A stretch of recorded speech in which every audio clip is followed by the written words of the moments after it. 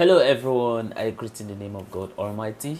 My name is Apostle Silas, and today we have a very interesting video to react to. And this one says that he tried opening the Bible and Quran randomly. The result would shock you.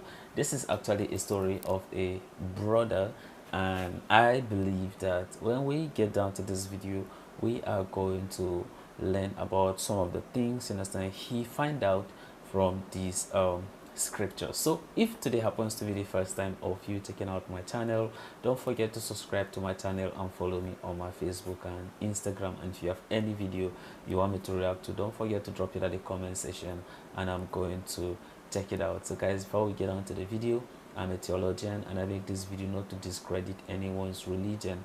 This is basically for educational purposes, and I believe that at the end of this video we all are going to learn from this. So let's get on to this video and check this out. I wanted to know what is the meaning of life, why we're here, the purpose and everything. So then the month of Ramadan came.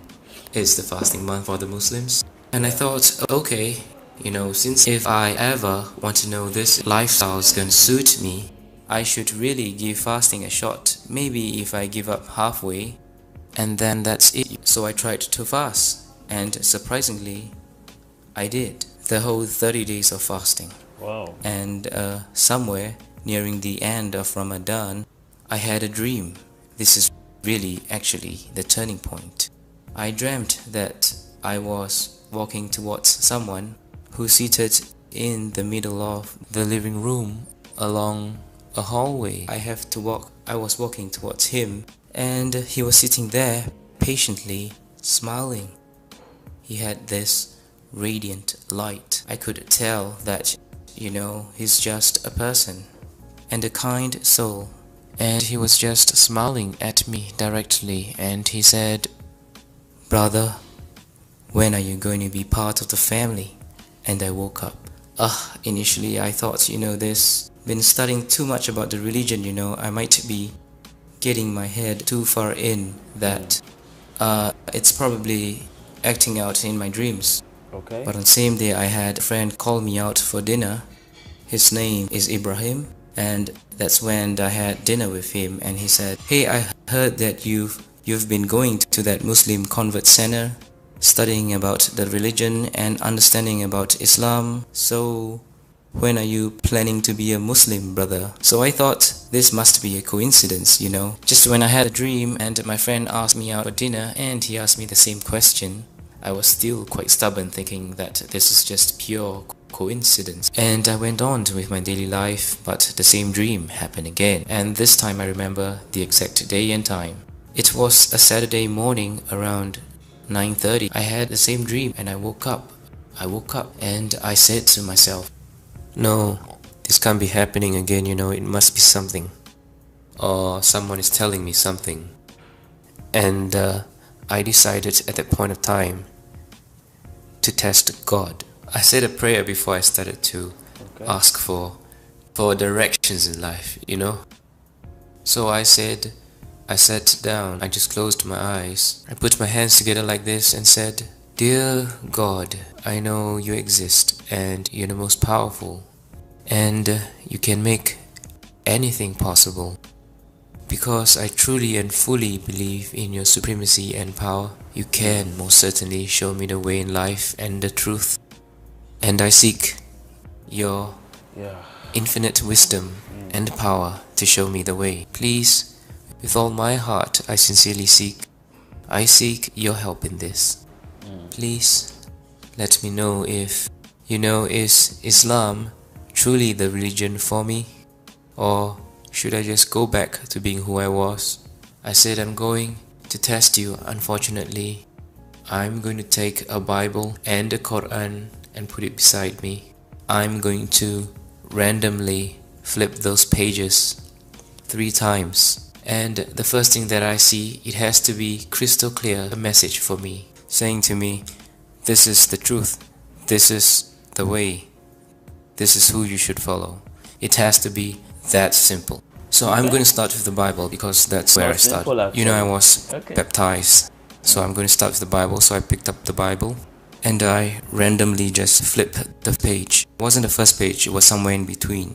And it just did not tell me a very clear picture. I had to decipher and to read everything in between and come to a conclusion and all. I said, okay, this is not what I want. I want something clear, like this is it. So I closed the book and I randomly flip the next page, like somewhere in between, a few more pages down. It's totally random. And again, I did not see an answer. So I did 3 times. 3 times and I wasn't given an answer. I put the book aside and you know what? It's time to give the Quran a chance to tell me. Next thing I did was I randomly closed my eyes and opened the book. And the first thing I saw was this verse from Surah Al-Hajj, verse 54. أعوذ بالله من الشيطان الرجيم بسم الله الرحمن الرحيم وليعلم الذين أوتوا العلم أنه الحق من ربك فيؤمنوا به فتخبت له قلوبهم وإن الله لهادي الذين آمنوا إلى صراط مستقيم. So basically it says, and so those who were given knowledge may know that it is the truth from your Lord, and therefore believe in it, and their hearts humbly submit to it. And indeed is Allah, the God of those who have believed to a straight path. I thought maybe it's just still a coincidence, I was kind of like in a state of denial. And so I closed the book and I randomly open up another page of the book, and it's totally from another chapter altogether. My eyes set on the next verse, and it's Surah, which is chapter 41 and verse 53. أعوذ بالله من الشيطان الرجيم بسم الله الرحمن الرحيم سنريهم آياتنا في الآفاق وفي أنفسهم حتى يتبين لهم أنه الحق أولم يخف بربك أنه على كل شيء شهيد. We will show them our signs in the horizons and within themselves until it becomes clear to them that it is the truth. But is it not sufficient concerning your Lord that He is over all things a witness? Just paraphrasing what he's saying is like, have I not shown you the signs in the world? Do you still want to question who is your Lord? It was like the second verse was responding to the first one. It's almost like He was speaking directly to me, like God was speaking directly to me. So I felt a shiver down my spine, and I was kind of afraid and at the same time amazed, from that test. And I was then quickly apologized and said I was sorry. I'm sorry for testing you, Lord. But could you please forgive me and accept me as one of your believers? It was like a tremendous feeling of a wave of tears that came straight from inside your heart.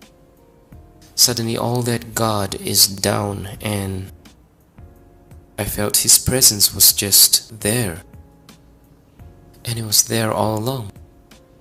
And so I said, I can't deny now that I've been shown the truth. I have to take a step forward, This is a very interesting video that this brother have actually point out, understand, about how he tried opening the Bible and then also the Quran after he had a dream about God, talking to him, and then from there he was trying to make a decision to whether he want to be a Christian or he'll join Islam, and then he wanted God to make that very decision, you understand, for him. He pointed out that he put the Bible and then also by the Quran, you understand, and then he prayed. He said that he is going to open it, that whatever message that God has for him, it should be revealed, and then therefore he did that 3 times. So he started with the Bible, and then also secondly he also do the same thing with the Quran. I am not saying that the Quran is not the word of God, or I am saying that this brother need to remain, you understand, or come back to Christianity. But one thing I want you to understand is immediately you begin to put God, you understand, into test, you might end up, you understand, being destroyed. When we look at, you understand, how the devil was trying to test Jesus Christ after fasting 40 days and 40 nights, when the devil took him to the highest place and then he told him that he should fall, that God is going to send his angels to save him, and he says that do not put your God, you understand, to test, to whether how he does the test, to whether it was God that led him. It is just up to God to know, to whether, you understand, it was him that was truly speaking to him, or is the devil. Seriously, Muslim brothers, don't pick offense to what I am saying. But what I'm saying is, what I'm trying to say is, sometimes let's just pray to God to be able to direct us after us make it, you understand, a reset, and then therefore we make a decision. But immediately we begin to say within us that why don't we put this into test by doing this and then see what is going to happen. Sometimes, you understand, we normally, you understand, get it wrong, because this is how the mighty people, you understand, actually practice, you understand, how to interpret, you understand, the word of God, or trying to do things, right? Those mythical people. And sometimes they normally get it wrong. Some could believe that let me do this 7 times and then something is going to happen. Some believe let's do it 14 times and then something's going to happen, and all those things. I am saying that let's just desist from it. All we should do is let's pray to God, right? He is going to reveal his word to us. He has his own way of doing it. But let's not be the one innocent to make that very decision. Of course, he has already done that, and then he is now innocent, a Muslim, and I all wish him the best. I pray that may he continue, innocent, to practice the Islam, and then to also obey the word of God, or what God have said, or the word God has given to Prophet Muhammad, may peace be upon him, for him to be very obedient to God. But then to some of us, innocent, who are Christians, please, let's not put God into test. It's not a good thing. Sometimes you might actually get it wrong, because sometimes you could say that, okay, I want these things to happen, and then God can decide not to allow the thing to happen. At that point in time, you can decide to get it wrong. For instance, somebody could say that I want God to give me a mansion, or God to give me a house. And sometimes it's not that like somebody really have a job or have something that can be able to make you to be able to do that, right? And then you be able to like have a time that you want that thing to come to pass, then immediately you're not be able to have that very mansion or that very house or that very car, or be able to own that very particular business or whatever you want God to do for you, right? Immediately it didn't happen. Then some people decide that, okay, fine, since God did not answer it, or I'm not having that very particular thing I am requiring from God, then it means that probably God don't exist, or probably I'm in the wrong religion. Sometimes you can get it wrong. So that's why I'm saying that we have to be very careful when making this very kind of decision. I don't mean to insult anyone or to insult anyone's religion, but I want us to also understand the context in which, understand, I am saying this, okay? I am not condemning Islam, okay? But then I believe that you all understand what I am trying to say. But then your thought and opinion are all welcome at the comment section of whatever you think about, you understand, this video. I want to see that the comment section, and God is going to bless you as you do so. Don't forget to comment where you are watching me from. Tell me the country you are watching from, and then also tell me what you also learned, you understand, about this video, or what you want to contribute, you understand, about this video.